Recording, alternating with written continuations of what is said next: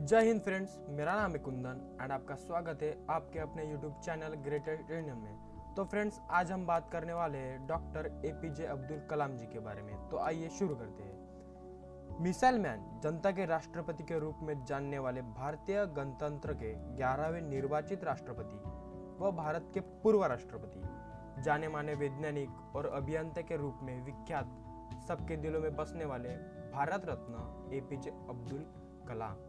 इन्होंने सिखाया, जीवन में चाहे जैसी भी परिस्थिति क्यों न हो, पर जब आप अपने सपने को पूरा करने की ठान लेते तो उसको पूरा करके ही दम लेते। इनका जन्म 15 अक्टूबर 1931 को धनुषकोडी गांव रामेश्वरम, तमिलनाडु में एक मध्यम वर्गीय मुस्लिम अंसार परिवार में हुआ।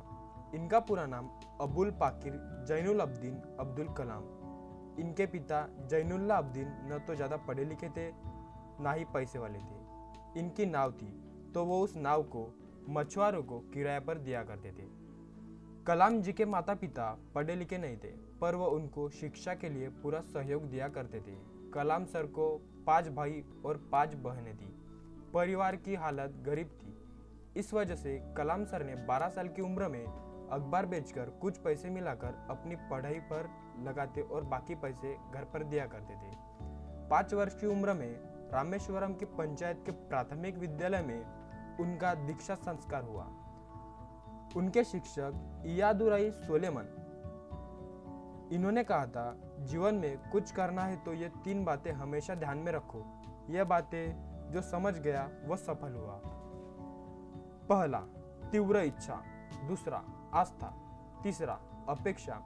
कलाम सर ने अपने एरोस्पेस टेक्नोलॉजी आने के पीछे अपनी 5वीं क्लास के टीचर सुब्रमण्यम अय्यर को बताते। एक बार उनके शिक्षक ने क्लास में एक सवाल पूछा कि चिड़िया कैसे उड़ती है, तो क्लास के किसी भी बच्चे ने इसका उत्तर नहीं दिया। तो दूसरे ही दिन उन्होंने सभी बच्चों को समुद्र के किनारे ले गए और वहाँ पर कुछ पक्षी उड़ रहे थे तो कुछ बैठे थे। वहाँ उन्होंने बच्चों को पक्षी के उड़ने की और उनके शरीर की बनावट को भी पूर्ण तरीकों से बताया। उनके द्वारा समझाई गई बातें कलाम सर के अंदर इस कदर समा गई कि उनको हमेशा महसूस होने लगा कि मैं रामेश्वरम के समुद्र तट पर हूँ। और उस दिन की घटना ने मुझे जिंदगी का लक्ष्य निर्धारित करने की प्रेरणा दी। उसी वक्त उन्होंने तय किया कि मैं उड़ान की दिशा में ही अपना करियर बनाऊंगा। उसके बाद उन्होंने आगे की पढ़ाई स्वार्ज माध्यमिक विद्यालय में की।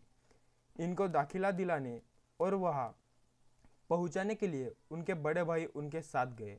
उनके गुरु उनके माता पिता ही बने। कलाम सर को कहते थे कि अब्दुल, तू अशिक्षित माता पिता खेड़े गांव का एक गरीब लड़का है, तो क्या हुआ, तुम्हें जो करना है वो तू जरूर हासिल करेगा। उसके बाद कलाम सर ने हाई स्कूल की पढ़ाई पूरी कर ली।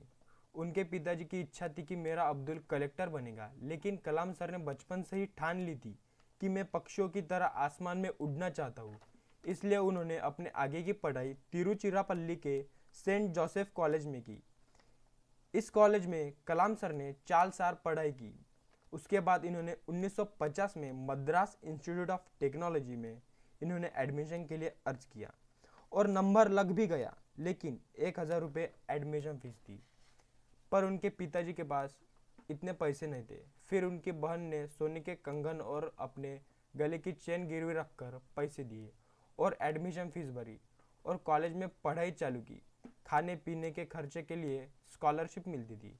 जीवन में मुसीबतों का सामना करना चाहिए, तान तनाव में काम करना चाहिए। इस कारण कलाम सर बड़ी से बड़ी मुसीबतों का हल निकाल देते थे।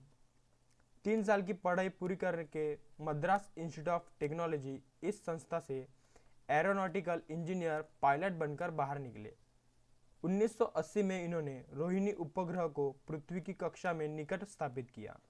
18 जुलाई 1980 को सुबह 8:03 पर श्रीहरिकोटा रॉकेट प्रक्षेपण केंद्र से SLV-3 ने सफल उड़ान भरी। इस परियोजना की सफलता ने कलाम सर को राष्ट्रीय पहचान दी। इस उपलब्धि के लिए उन्हें भारत सरकार द्वारा 26 जनवरी 1981 को पद्म भूषण से सम्मानित किया। 25 फरवरी 1988 को दिन में 11:23 पर पृथ्वीयान को छोड़ा गया। यह देश में रॉकेट विज्ञान के इतिहास में एक युगांतकारी घटना थी। और उनको पूरी दुनिया में मिसाइल मैन के नाम से लोग जानने लगे।